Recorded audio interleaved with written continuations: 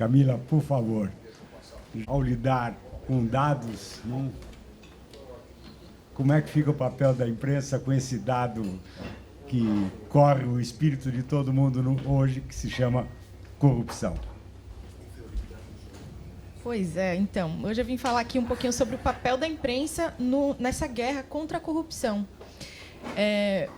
Corrupção foi o tema do meu doutorado, então, aí fiz na Inglaterra, foram 6 anos estudando corrupção, então já venho gestando isso, e a imprensa surgiu como um subtema que foi necessário falar sobre a imprensa. Não tinha como não passar pela influência da imprensa nesse tema. E antes de falar sobre imprensa, eu acho que eu preciso falar de fofoca. É o que vem antes da mídia, né? A função que a fofoca tem na sociedade. Porque a fofoca, ela protege... Tem uma reputação bastante negativa a fofoca, mas ela também protege a sociedade, porque ela previne comportamentos negativos. Então, se o indivíduo pensa em fazer alguma coisa, um comportamento ruim, ele é advertido do que pode acontecer, ou que já aconteceu com outros indivíduos que fizeram aquilo, e isso vai mantendo um comportamento mais positivo. Então, é passado adiante aquelas informações que devem proteger a comunidade, né? Então, teoricamente, em sociedades pequenas, você não precisa de mídia, não precisa de meios de comunicação, porque a comunicação é direta. Eu posso contar o que aconteceu para o outro. A notícia é dada em primeira mão de fato. A mídia ela surge da impossibilidade de comunicação direta. Então, é porque a sociedade cresceu, a comunidade cresceu, eu preciso de alguém ou de algo que transmita essa notícia. Então, o meio de comunicação ele aparece quando se esgotam essas possibilidades de comunicação direta. Mas ela pressupõe uma redução de contato. Redução de contato também tem alienação. Eu estou alienado do fato de verdade, do como o fato aconteceu. Então, a mesma notícia que informa, aliena também. Então, a notícia ela pressupõe uma alienação. É até um paradoxo, né, da notícia. A mídia, o surgimento da mídia, influenciou toda a construção de subjetividade do homem. Então, ao mesmo tempo que a mídia cria, ela é criada com a subjetividade. As novas ideias que vieram através dos livros foram influenciando o crescimento ou o desenvolvimento do homem. E, como foi falado aqui, que a mídia ela é o watchdog, né, dos outros 3 poderes. Ela fiscaliza, ela controla os outros 3 poderes. Ela também é o watchdog, ela também controla todo o comportamento da sociedade. Ela assume também um papel de que está fiscalizando a justiça.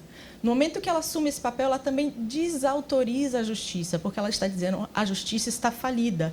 Alguém cometeu um crime ou alguém deixou de fazer o que era certo e ela denuncia. Então, ela assume um papel, ela desautoriza e tenta, de alguma forma, restaurar a ordem, né? Então, a mídia ela também desperta um fetiche punitivo nas pessoas, né? Esse indivíduo, ele quebrou com a ordem, ele faltou, ele precisa ser punido. Então, ele chama a atenção da justiça para isso. Só que, nesse momento, a notícia, assim como a fofoca, ela é revelada com certo gozo, né, com excitação.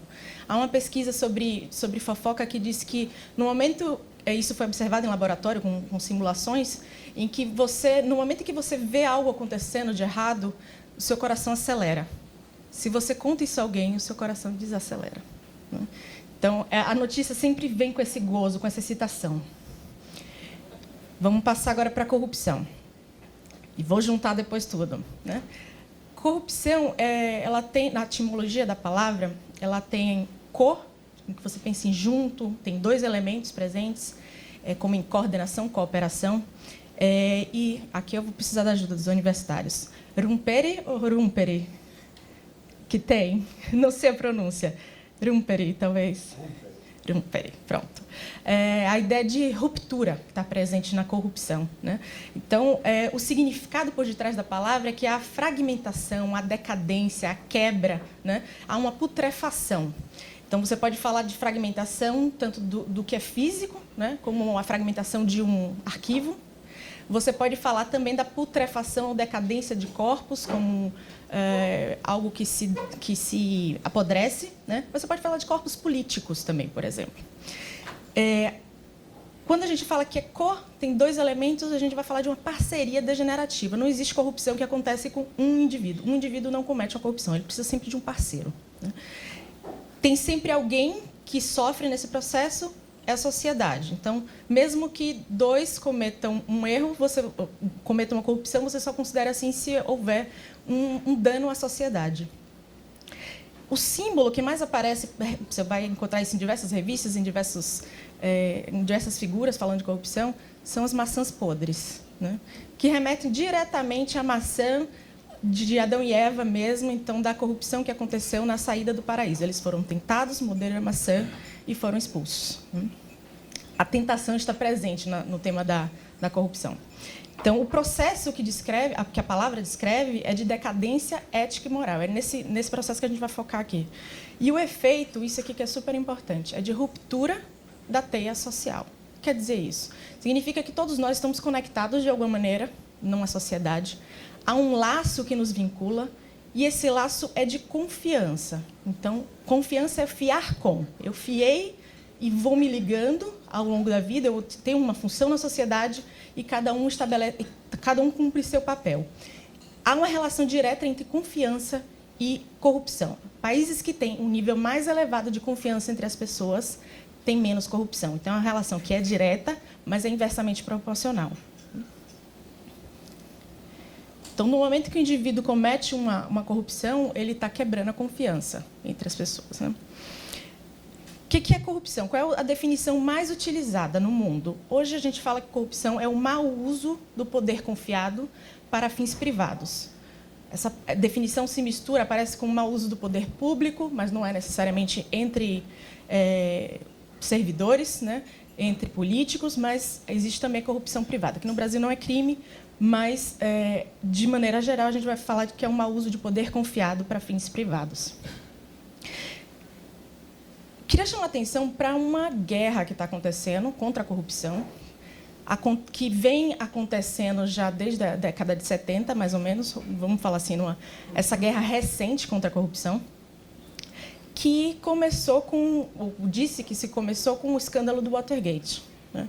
Então, na época, a mídia caiu em cima e trouxe à tona todo o processo que estava acontecendo, que envolvia o presidente da época, o Nixon, né, que ele precisou, inclusive, renunciar. E, na época, todos os envolvidos foram endemonizados, né? Então, não parecia ser um crime comum, mas um escândalo mesmo. Esse escândalo, ele repercutiu de várias formas na sociedade e no mundo também. Então, poucos anos depois disso, foi criada a FCPA, que é uma lei de práticas contra corrupção no exterior. Essa FCPA é dos Estados Unidos. Então, os Estados Unidos começou a punir americanos que cometiam corrupção no exterior, né? Então, antigamente, não só podia, como você poderia ser beneficiado. Na Alemanha, por exemplo, você conseguia abater do seu imposto de renda se você você usasse aquele dinheiro para uma corrupção. Então, essa mudança nos Estados Unidos começou a repercutir em outros países. Então, a gente chama essa guerra de onda anticorrupção. Ela depois aparece na Itália, influencia a Itália na Operação Mãos Limpas, também se torna um grande escândalo. Na Alemanha, há uma mudança na legislação em 99, mas quase não há mudança, só há mudança de fato quando o caso da Siemens acontece, que se torna um grande escândalo na Alemanha, porque ela estava fazendo não corrupção no seu país, mas em outros países, e todo por debaixo do pano. E no Brasil vem influenciar a nossa Lava Jato, né? Também é um grande escândalo. Então, veja como esse escândalo inicial vai causando outros escândalos que vão mudando legislações, que vão mudando comportamentos. É a imprensa que é fundamental nesse processo por conta da globalização, por conta da possibilidade de transmissão da informação, mas também porque a produção acadêmica sobre o tema era muito fraca, né? Corrupção ainda era um tema que era tabu em ciências políticas, quase não se escrevia. Dessa época, antes da década de 70, tem um grande livro que é referência e depois vários anos, sem produções, né? Então, é muito claro que a mídia é uma aliada nesse processo. A mídia desencadeou isso, ela tornou público, trouxe à tona muita sujeira, né? E também há uma relação direta, que hoje se observa, né, nas pesquisas, que países que têm uma imprensa mais livre têm menos corrupção, né? Principalmente porque a imprensa ela fica em cima dos governantes e eles atuam melhor, eles fazem mais pelos seus constituintes. E é assumido pelos procuradores da Lava Jato que uma das razões do sucesso da Lava Jato foi o contato com a mídia, foi a possibilidade de tornar o processo muito mais transparente, de cobrar muito mais, né, dos envolvidos. E a população, hoje, vê a mídia como a instituição menos corrupta, né, os jornalistas como a instituição menos corrupta do Brasil. Só que, na última pesquisa, agora de 2019, que é feita pela Transparência Internacional, coloquei como um grande watchdog de corrupção hoje, a pesquisa revelou que 23% dos entrevistados considerou que a imprensa é corrupta. Isso é um número que ainda é alto. Por mais que você diga que é a instituição menos corrupta, 1 em cada 4 pessoas acredita que os jornalistas estão envolvidos também. Então, nessa guerra contra a corrupção, e a gente falou um pouquinho aqui sobre a necessidade, acho que foi o Joaquim que falou, sobre, às vezes, a mídia precisar colocar em termos mais claros ou mais simples para que a notícia seja entendida.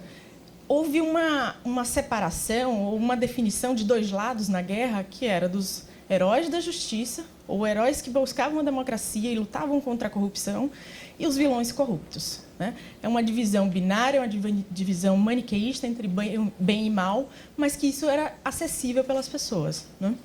Só que onde é que fica a mídia exatamente nessa história? Tem um grande problema aí, é que a mídia elege os vilões e os mocinhos conforme a necessidade, conforme também o que a empresa pede, né? Hoje não sei se dá para falar realmente ou puramente de liberdade de imprensa quando a gente tem, na verdade, uma liberdade de empresa. Tem uma empresa por detrás que tem interesses. Então, muda, você pode eleger esses heróis e esses vilões conforme a pauta do dia, né? Então, tem ainda também nessa guerra o cidadão comum. Só que você também não sabe de que lado ele está. Ele é claro que ele quer mais benefícios, é claro que ele quer mais interação e mais, essa teia social funcionando perfeitamente. Mas ele também é um indivíduo que comete as corrupções. Então, você não consegue dizer claramente de que lado ele está. Então, a mídia ela fez uma ratificação, ela confirmou estereótipos do mocinho e do bandido. Isso é um processo natural. Esses arquétipos, que são padrões de comportamento humano, que vão se repetindo, né, são como instintos. Você tem uma tendência a se comportar da mesma maneira diante de algo. Então, a mídia aproveita isso, identifica quem são mocinhos, quem são bandidos e replica. Isso é o mesmo processo, por exemplo, que aparece nos filmes. É muito bem aproveitado. A indústria americana de filmes utiliza isso o tempo inteiro, conscientemente, né, de que isso vende. É uma maneira fácil de se comunicar. Só que para quem está assistindo a notícia, que é passada como escândalo, e que vê todo dia alguém sendo preso, ou que vê uma denúncia de algo que está acontecendo errado, ali ela está aprendendo como uma criança que alguém está lendo um conto de fada para ela. Então, imagine que toda noite, antes de dormir, a criança pede a mesma história, né? Ela quer a história da bruxa, da princesa, ela quer a história do príncipe, ela quer a história do dragão. E só que ali ela está aprendendo não sobre aquele fato, sobre aquela história especificamente, mas ela está aprendendo conceitos que são inefáveis. Ela está aprendendo sobre o bem e sobre o mal, sobre a luta entre esses 2 lados. Então, quando a notícia chega para o indivíduo comum, ele está... Pense que a gente capta muito pouco, né? Principalmente se a pessoa não teve acesso à educação. Ela está aprendendo sobre bem e mal. Não necessariamente sobre o indivíduo, né? Não necessariamente ela está se implicando no processo, eu vou falar um pouquinho sobre isso, mas ela está aprendendo sobre esses conceitos maiores, né? Sobre esse maniqueísmo. Então, a mídia ela se torna uma grande amplificadora de mitos. Então, o Técio chegou a falar aqui sobre a notícia como uma mensagem subliminar, né, para o subconsciente. Ela, de fato, faz isso, mas antes ela é uma mensagem que vem do inconsciente. o jornalista ele vai captar o que está no inconsciente coletivo também. É de lá, é do inconsciente coletivo dele que vem todo esse conteúdo. Por mais que passe pela consciência, há um filtro em que ele pensa, em que ele seleciona o que é dito, ainda assim o conteúdo é muito mais primitivo. Então, o arquétipo do herói, o arquétipo do vilão, se você quiser colocar assim, é um só, né? São dois lados da mesma moeda. Isso é um conteúdo que vai aparecer nos mitos de milhares de anos. Não é nada novo. A mídia está reproduzindo, de alguma maneira, isso. Então, a mídia se torna uma grande tradutora do inconsciente coletivo.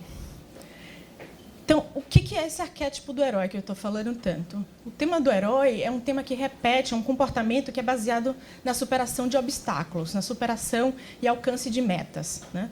Então, o herói, vocês já com certeza viram isso nos filmes, né? Ele é sempre aquele que mata o dragão, que ele vai em busca do tesouro, que ele tenta superar todas as adversidades.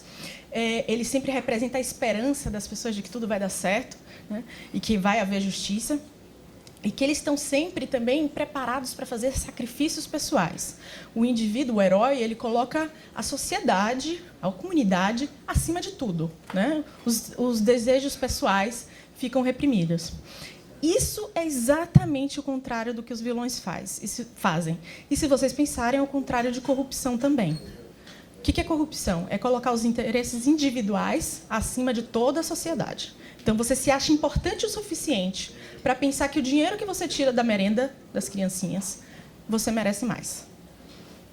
Então, é justamente o contrário. O herói ele vai tentar se colocar abaixo de toda a sociedade e os interesses coletivos eles são muito mais importantes. Então, quando a gente está falando, a gente está vendo os heróis na TV e a gente está falando dos vilões, é dessa diferença de interesses, né, de quem está do seu lado ou de quem não está, quem está fazendo pela sociedade, quem não está, é isso que vai incomodar.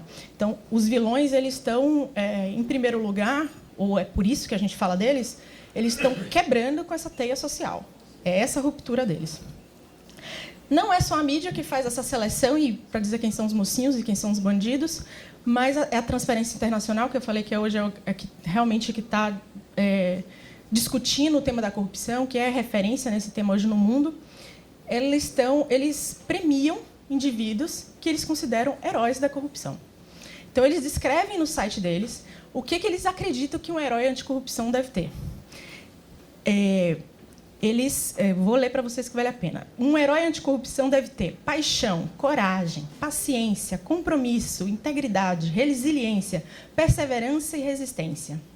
Mais ainda, eles deveriam personificar a mudança que desejam, que deveriam dar tudo, suas almas, seus corações, seu tempo e seus esforços, que eles deveriam estar preparados para mergulhar com os tubarões, que eles não deveriam achar que a corrupção está ganhando a batalha e que os heróis devem ter coração. Então, a leitura é muito mais simples, né, que um herói deve ter. Então, a gente está falando de um crime, falando de uma coisa, às vezes, até bastante burocrática, mas a forma de combate tem que ter alma, como um herói tem que ter coração, né? Então, é muito, muito parecido com o que a gente descreveria que um herói que luta contra o dragão precisa ter. Então, corrupção acaba se tornando também muito parecido com isso. Então, ela contamina, e todos falam na sociedade sobre isso. É um tema que mexe com todos, porque é como um dragão. É um bicho de 7 cabeças que a gente não sabe como lutar. Quanto mais você tenta lutar contra esse dragão, mais ele precisa de uma força hercúlea para que você vença ele. Isso contamina, isso faz com que o indivíduo não consiga entender exatamente o que é fenômeno da corrupção. Ele se torna muito maior, né? É uma representação dos males, né, de cada um. Uma representação do mal. E, só para falar desse prêmio, os procuradores da Lava Jato eles foram premiados, né, pela Transparência Internacional, como heróis anticorrupção. Então, não há necessariamente uma questão ruim aí, não é necessariamente criticável. O problema é que, quando você incorpora o arquétipo do herói ou do vilão, dificilmente você vai sair disso. O arquétipo ele toma o indivíduo, você simplesmente obedece uma tendência a se comportar da mesma maneira. O arquétipo do herói, ao mesmo tempo que ele tem toda essa força, né, para lutar contra o dragão, ele também tem um outro lado do arquétipo, um lado complementar, que vocês já devem ter ouvido falar de alguma maneira, que é a tendência a cair. Então, tudo aquilo que sobe tem que descer. O tema da queda que aparece, por exemplo, em Ícaro, Phaetonte, aparece em Lúcifer, que é aquele indivíduo, herói, que quando ele sobe demais, ou ele tem arrogância, ele se aproxima dos deuses, ele vai, de alguma maneira, cair. É justamente pela arrogância, pela vaidade, pelo narcisismo que ele cai. Então, isso a gente observou, né, como alguns envolvidos no combate à corrupção foram contaminados pelas mesmas características que eram vistas no outro lado. Vou falar um pouquinho dessas características. Então, no processo do combate à corrupção, combatendo a transgressão, muitas transgressões foram feitas, né?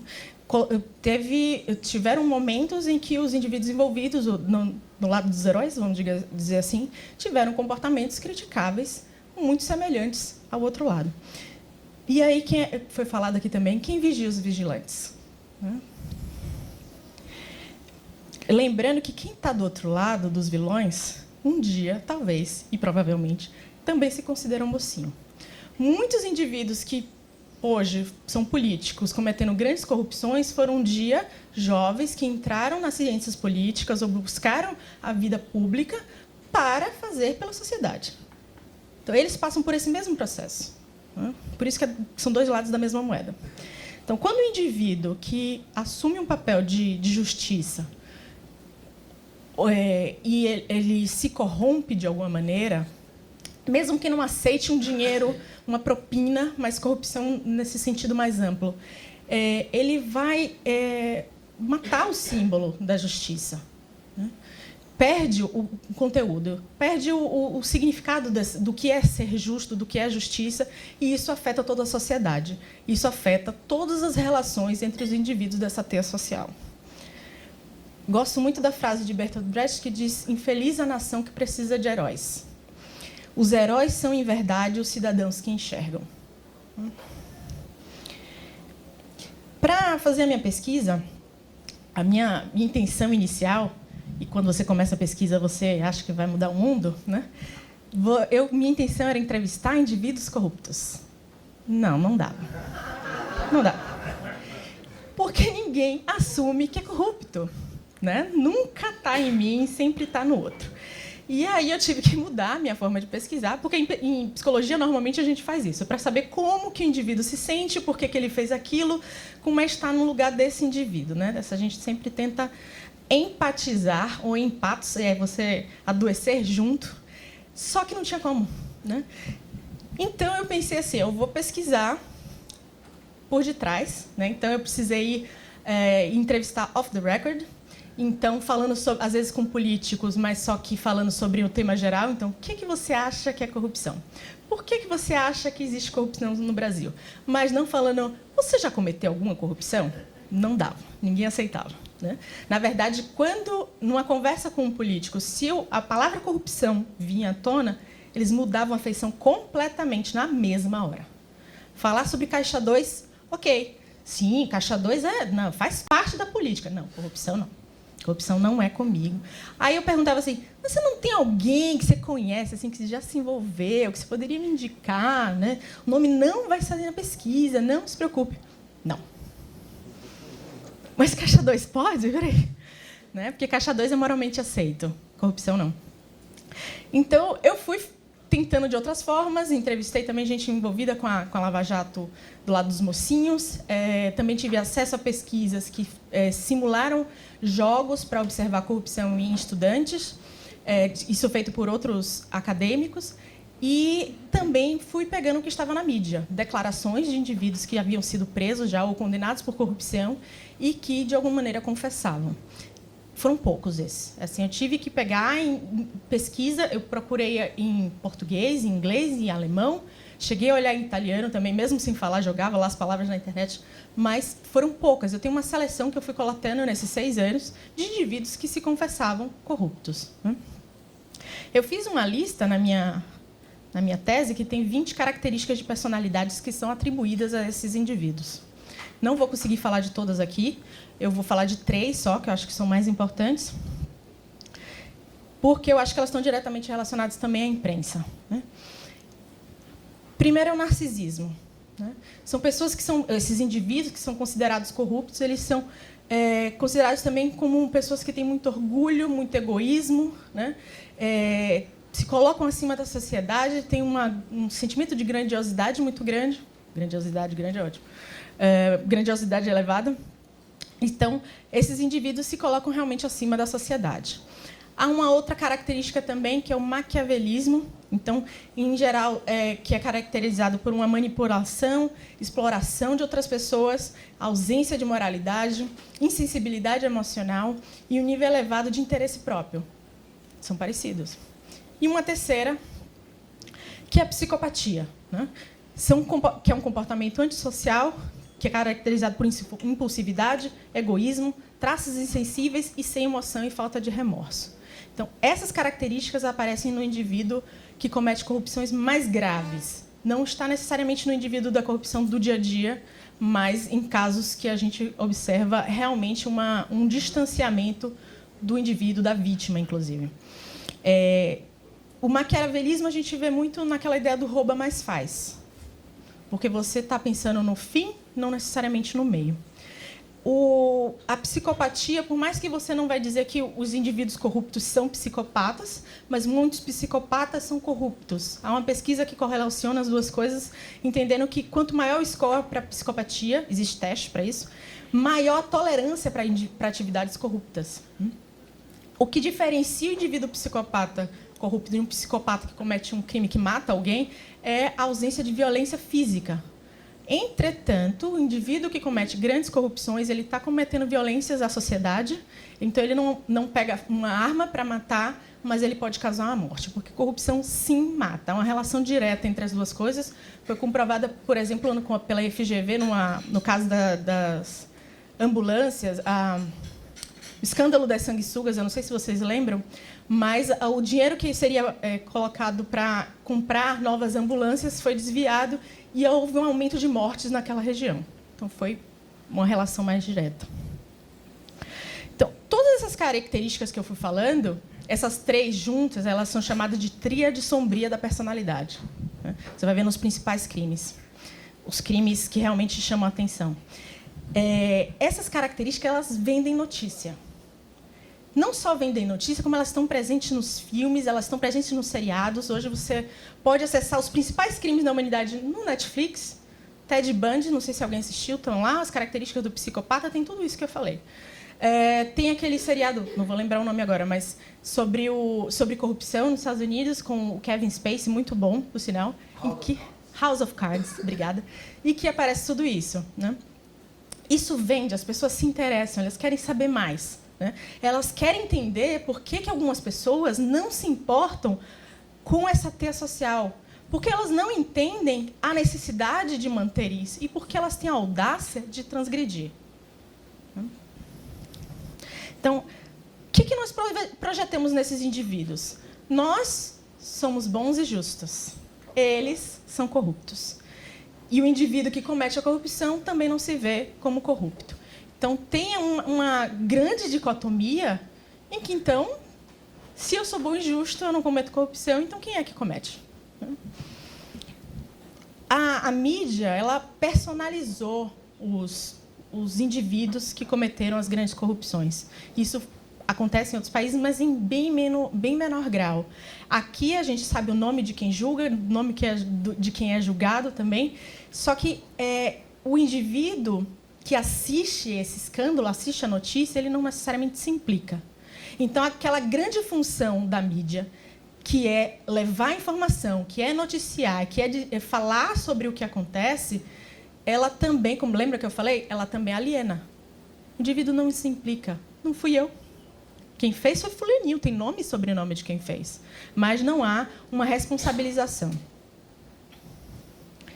Então, há uma função também social, lembra que eu falei da fofoca? A mídia também funciona para poder reprimir desejos, né? Então, é noticiado para que ninguém faça como aquele sujeito fez. Eu observo, assisto na TV e penso, então, eu não posso fazer assim. Eu reprimo um desejo meu, mas o desejo não quer dizer que ele não existe.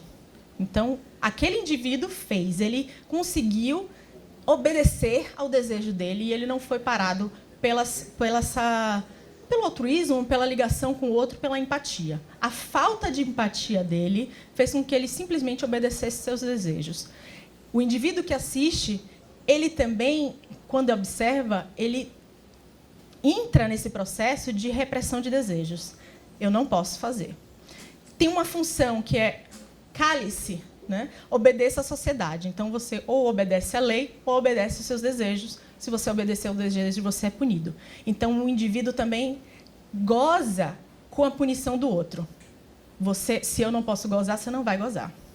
Se eu não posso realizar todos os meus desejos, você não pode também. Então, a culpa ela é expiada também, porque ela é colocada no outro. O indivíduo que comete a corrupção, em geral, tem uma fala de um funcionário da Siemens que fala isso, que ele não percebe a corrupção como erro. Ele não sente que está cometendo algo que prejudica toda a sociedade. O que ele entende que foi um erro é que ele violou o 11º mandamento. Alguém sabe qual é? Não seja pego. Não? Então, a mídia, ela é, sim, a facilitadora do processo de combate à corrupção, mas, em alguns momentos, ela também é um entrave, ela também dificulta o processo de responsabilização pessoal, né? Principalmente quando a gente vê a mídia, de alguma forma, se corrompendo. A busca pela verdade, às vezes a qualquer custo, né, e colocando acima interesses individuais acima de tudo, mostra como há essa corrupção também da imprensa, ou a corrupção de como a notícia é passada. A imprensa, eu acho que ela deve, sim, servir à democracia, eu acho que é uma função dela, mas só que há também uma corrupção do servir, quando a gente pensa na liberdade de empresa, né, do como a imprensa está servindo ao povo. Então, a mídia, ao mesmo tempo que ela quer a justiça, ela também enfraquece a justiça, revelando todos os seus podres, revelando todas as suas falhas. E acaba também prejudicando a imagem das instituições. Ela tenta fortalecer as instituições, mas mostrando o quanto elas estão fracas. E aí, quem vigia os vigilantes que são vigilantes? Se nós temos a justiça como vigilantes, a mídia como vigilantes deles, quem é que está vigiando a mídia? Tem um outro aspecto que eu acho que é importante falar, que meu ponto de vista vai ser sempre o indivíduo, né? Como é que isso chega para o indivíduo? O público é bombardeado com notícias, né? Eu entendo que a intenção da mídia é levar consciência, né? Levar consciência política, inclusive, para a mudança. Mas eu acho que, nesse processo, esse bombardeamento de notícias ele é traumático, né? Você está dizendo ali o tempo inteiro que alguém roubou o dinheiro desse indivíduo. Ele iria para um transporte melhor, ele iria para a merenda das criancinhas, mas alguém passou a perna em você. Isso está sendo repetido. Você foi traído. Você confiou na sociedade, mas alguém traiu a sua confiança. Há um furo na teia social. Ele está sendo lembrado todos os dias disso, né? Então, isso vai traumatizando e retraumatizando, vai se tornando uma experiência traumática coletiva. Corrupção, hoje, é um trauma coletivo também, né? Então, imagine que é um povo já sofrido, já abusado, e ainda ouvindo a mesma coisa. Eu lembro que teve uma campanha que eu acho que teve a intenção de fazer o público se implicar mais, mas eu acho que teve efeito contrário. Vocês devem lembrar a campanha do Brasil que eu quero, da Globo, né? Que as pessoas pegavam o microfone e se filmavam para poder falar das mudanças que elas queriam para o país. Naquele processo ali, eu acho que elas pensavam em alguma coisa para falar, elas realmente denunciavam algo, a mídia, de alguma forma, estava dando algum poder àquelas pessoas, mas aquela propaganda, aquela campanha também exacerbava exatamente o contrário, que era narcisismo, era você se ver fazendo, era você se assistir na TV. E aí, será que você realmente se implica na corrupção ou você está denunciando que está no outro? Não tem implicação. Então, o clima da mídia, em geral, é de limpeza ética. Vamos fazer essa limpeza. Mas não tem tanta mudança assim. Eu acho até que a mudança acontece, tá? Mas ela leva muito tempo para acontecer. A Dinamarca, que hoje é considerado o país mais limpo do mundo, começou o processo de mudança há 350 anos atrás. Levou todo esse tempo para chegar onde eles estão. Começou com um rei lá atrás que disse: vamos acabar com os privilégios da nobreza. E ele implicou a população no processo, a população entendeu que precisava participar disso. 350 anos atrás, para chegar no ponto que está. Eu acho que nosso processo é muito mais longo por causa do tamanho que nós temos, do tamanho do Brasil, mas nós temos acesso à mídia, que traz a informação muito mais rápido. Então, nós conseguimos acessar o processo do outro muito mais fácil e, de alguma maneira, importar. Então, acho que quando a mídia identifica quem é a vítima, qual é a dor dela, ela julga o vilão e ela também tenta, de alguma maneira, encontrar o responsável nas reportagens investigativas e tudo mais, ela também julga esse indivíduo. E o julgamento eu não acho que deve ser feito pela mídia, mas com a mídia. Para terminar, eu falei do que é corrupção. Corrupção é o mau uso do poder confiado para fins privados. O que seria o oposto disso? O oposto de corrupção? Eu entendo que passa, de alguma maneira, pela coesão social. É a compreensão do seu papel na sociedade, do seu vínculo, da sua função, do quanto o que você faz implica no comportamento ou na vida do outro. Então, você não pode pensar na sua própria vida. Mas, então, é o contrário de individualismo também. Mas, além disso, consciência moral. Então, acho que o contrário de corrupção vai ser coesão social com consciência moral. Então, seria o bom uso do poder confiado para fins coletivos. Então, acho que a saída para a corrupção, com certeza, passa pelo fortalecimento dessa teia social. Provavelmente através da sociedade civil e não só com esse olhar de cima da mídia que é bombardiana e noticiana apenas. É isso, gente.